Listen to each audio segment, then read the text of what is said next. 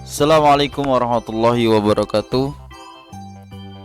Alhamdulillahirabbil alamin wa bihi nasta'inu ala umuri dunya waddin wa ala alihi wa sahbihi ajmain amma ba'du. Baik sahabat, apa kabarnya semua hari ini? Insyaallah semuanya baik-baik saja ya. Nah, di pertemuan kita kemarin kita sudah membahas pemrograman sederhana ya, yaitu membuat burung untuk bertemu dengan musuhnya. Sudah pada lihat kan? Nah, setelah itu baru kita buat yang namanya flowchart. Nah, Bapak ulangi lagi, flowchart adalah langkah-langkah ya, langkah-langkah sebuah program itu jalan. Jadi kita menggambarnya. Ada yang masih ingat nggak gambarnya seperti apa flowchartnya? Atau sudah pada lupa nih bentuk-bentuk makna dari apa? Dari gambar flowchartnya. Nah, di minggu ini kita akan membuat flowchart dari sebuah video origami ya.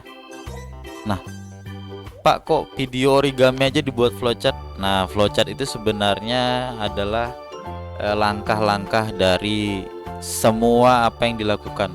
Jadi nggak cuma pemrograman aja yang butuh flowchart. Jadi yang lain juga bisa diaplikasikan ke yang lainnya. Nah, kalau di buku kalian itu ada di halaman di bab 5 ya, di halaman 105, membuat karya kreatif. Setelah nih, sorry ada iklan nih.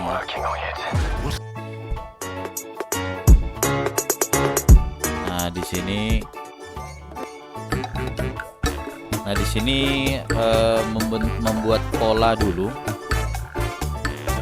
Buat pola yang ingin dianyam ya dari kertas origami. Ini aja nih.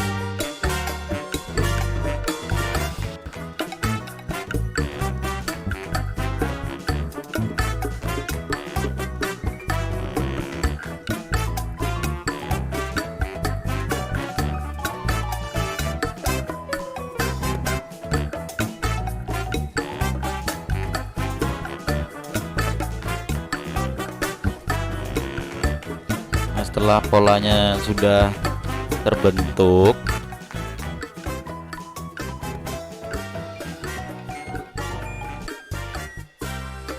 kita dibuat pola kedua ya untuk ini. Setelah itu baru masukin dengan cara zigzag ya. Ada yang di depan, ada yang di belakang masukinnya. Nah, ini bisa dibuat dimuat ke dalam satu flowchart ya.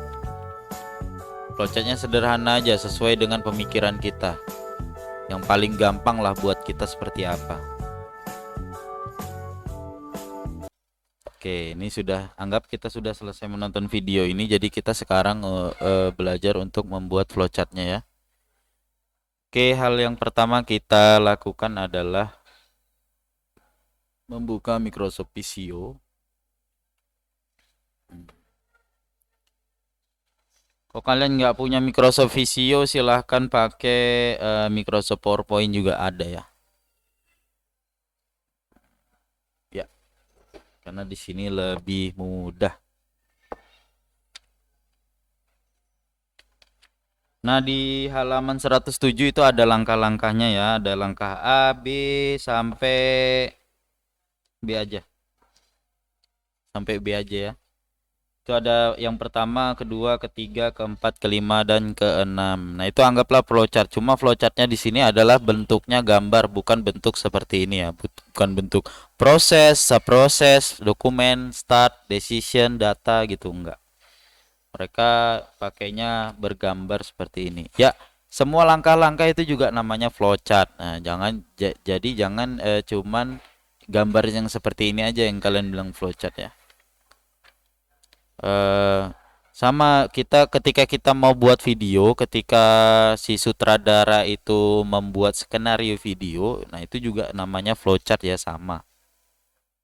Nah, jadi tapi flowchartnya bentuknya berbeda. Nah, kalau ini flowchart untuk pemrograman. Tapi bisa juga flowchart ini digunakan untuk proses sesuatu ya, misalkan proses pembuatan apa namanya? Pembuatan nasi dari padi seperti itu. Jadi prosesnya apa aja seperti itu ya. Jadi menggunakan flowchart ini. Nah, dari buku kalian yang halaman 107 itu diterjemahkan ke flowchart yang ini ya. Itu isinya proses semua. Proses semua isinya tuh.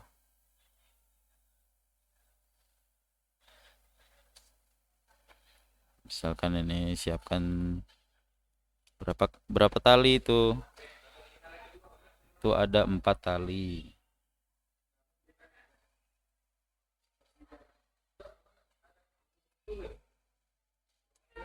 Siapkan tali merah.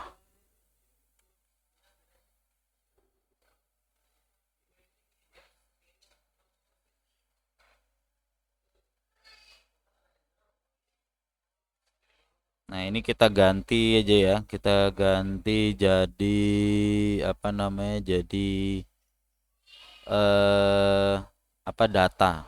Karena dia bentuknya kita hapus saja, kita ambil data. Sini ada tiga data yang masuk ke proses ya.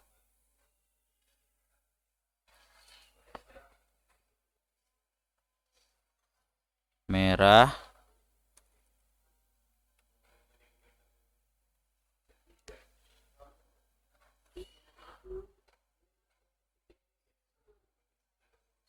hijau,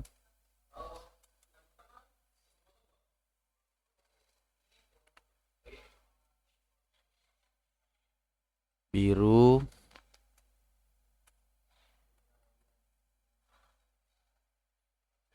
terakhir adalah abu-abu.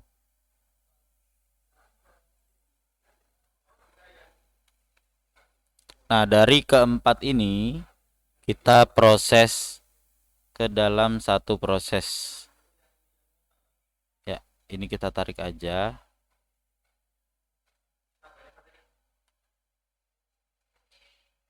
Nah, kita tarik.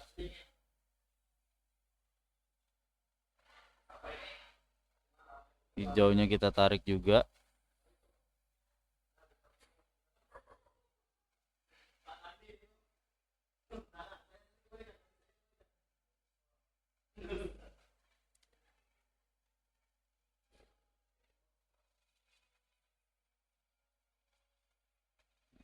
Ini begini ya. Tarik. Dia biar rapi.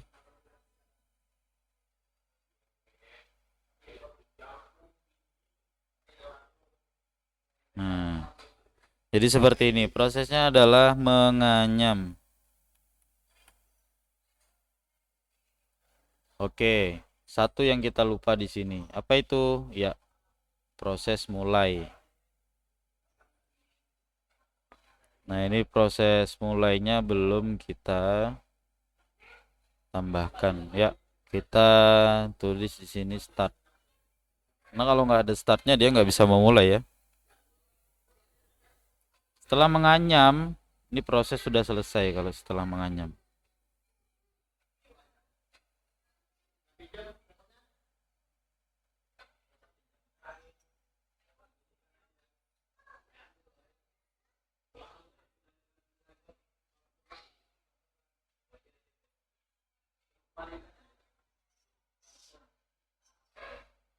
Oke, setelah menganyam ini sudah selesai ya prosesnya ya. Nah, ini prosesnya proses sederhana saja, jadi tidak usah rumit-rumit. Nah, start kita siapkan semua datanya. Ya, data itu maksudnya peralatannya.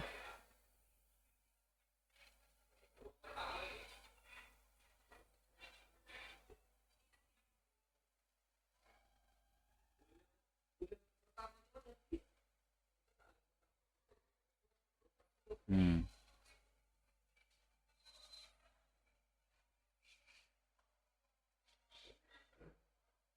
Kita lanjutkan sini. Setelah itu